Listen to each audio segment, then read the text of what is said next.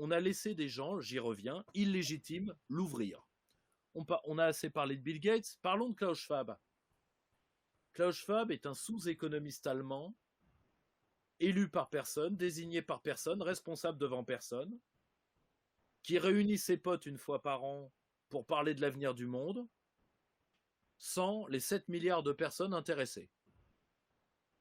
Et des gens se pressent à ça en plus. C'est qui ça? C'est quoi ça? Mais surtout, et c'est ça qui me gêne le plus, c'est que ces gens qui sont illégitimes, parce qu'ils ne comprennent pas le bien commun, ce qui est tout à fait normal, d'ailleurs personne ne leur demande, ils ne sont pas élus, etc. La seule chose, c'est qu'ils ne veulent pas rester à leur place. Ils confondent leur bien privé avec le bien public. Bon, première chose que nous avons fait.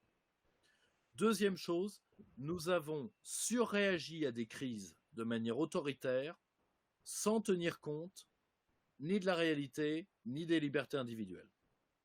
Donc, nous avons prêté le flanc au complotisme. Nous avons prêté le flanc.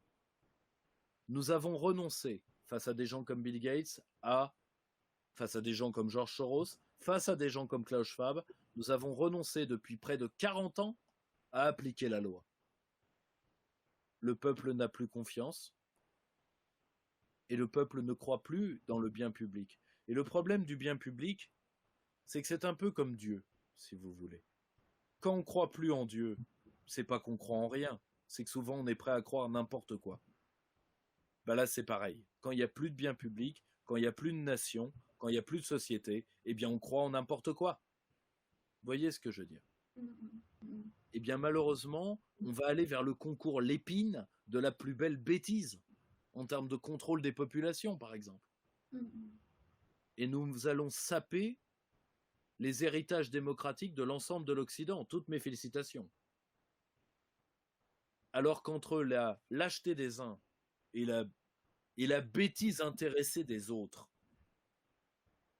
ce qui est le cas de Bill Gates, ce qui est le cas de Klaus Schwab, ce qui est le cas de Soros, et les agendas de certains.